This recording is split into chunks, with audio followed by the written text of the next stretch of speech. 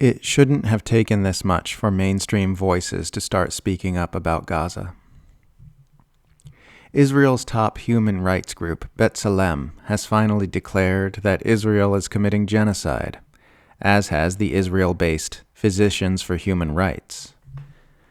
The Israeli organizations join Amnesty International, Human Rights Watch, UN human rights experts, and the overwhelming majority of leading authorities on the subject of genocide in their conclusion. The debate is over.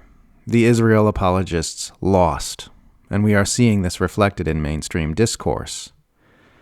Pop megastar Ariana Grande has started speaking out in support of Gaza, telling her social media followers that starving people to death is a red line. This is a new threshold.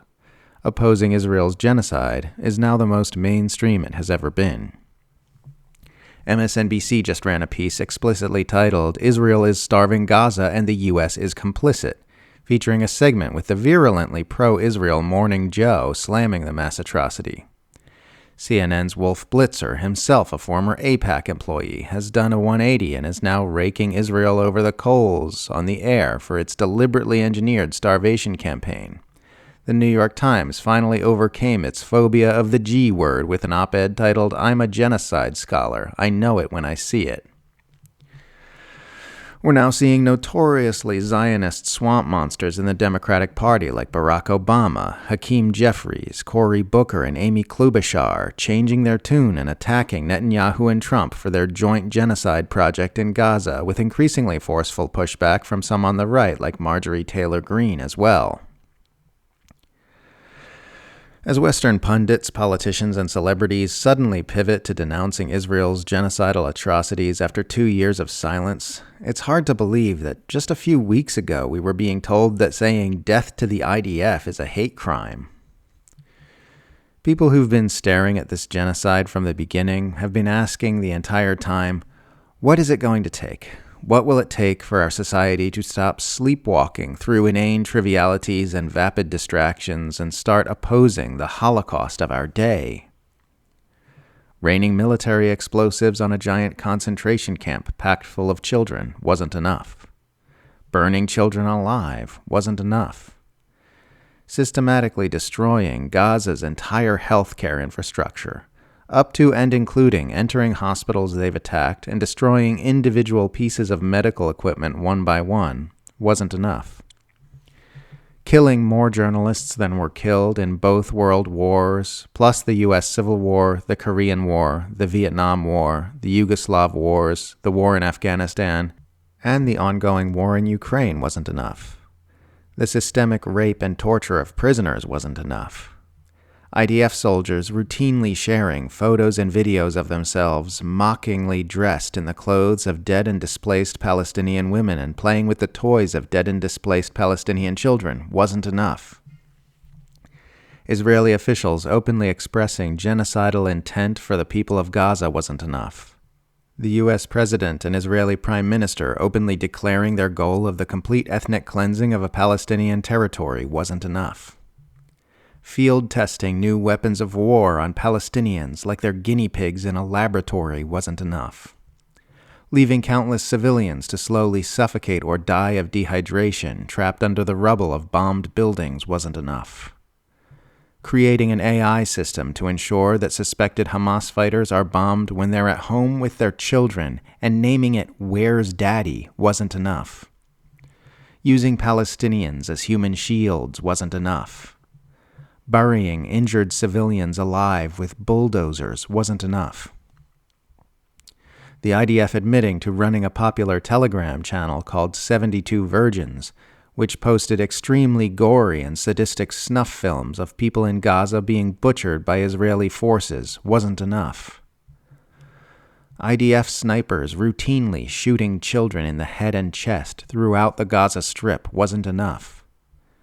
The IDF flying drones which play the sounds of crying babies at night in order to lure out hiding civilians to murder them wasn't enough. IDF troops telling the Israeli press that they're being ordered to massacre starving civilians seeking food from aid sites wasn't enough. Israeli snipers targeting different body parts of starving civilians on designated days, leg day, head day, genitals day, etc., wasn't enough. Far-right Israeli citizens setting up blockades to stop aid trucks from entering Gaza while they enjoyed parties and barbecues at the blockade sites wasn't enough. Using lies and propaganda to dismantle the aid system for bringing essential food and life-supporting supplies into Gaza to replace it with a U.S.-Israeli op where aid seekers are massacred every single day wasn't enough. Using siege warfare to deliberately starve Gaza for the previous 22 months wasn't enough. But now that starvation has hit a critical point, and deaths from malnutrition are skyrocketing, now that images of dead, skeletal children are filling our screens, now that the damage to organs and brains from starvation will be irreversible in many cases, now it's enough. That was the line, apparently. That's what mainstream Western consciousness has decided is too much. Everything up until that line was fine, but now it's not fine anymore. And the killing is still going on. The sudden awakening of conscience hasn't translated into any material actions or changes at all yet. If it had come in October or November 2023 like it should have, we might be seeing that opposition translate into actually saving Gaza by now. But the light has only just been switched on. It's not even guaranteed that those who are speaking up will continue to do so. I am glad people are waking up to the cruel reality of this nightmare. I'm grateful to each and every influential voice which uses their platform to speak out, even at this late date. I truly am. But I also think we need to take a very hard, very uncomfortable look at ourselves as a society right now. If all those monstrous abuses were tolerable for us over these last 2 years, there's something deeply and profoundly sick about our civilization. We are not living right. We are not thinking right. We are not feeling right. We are warped and twisted. The information we consume and the norms we've been conditioned to accept have corrupted our souls. We have been made into something bad, something ugly, something shameful, something we need to do everything in our power to change. We need to rescue ourselves from what we have become. We need to transform deeply and radically into something that could never again allow something like this to occur. The way things are clearly isn't working. The mainstream worldview is clearly a lie. Everything we've been taught to believe about our society, our nation, our government, and our world was clearly false.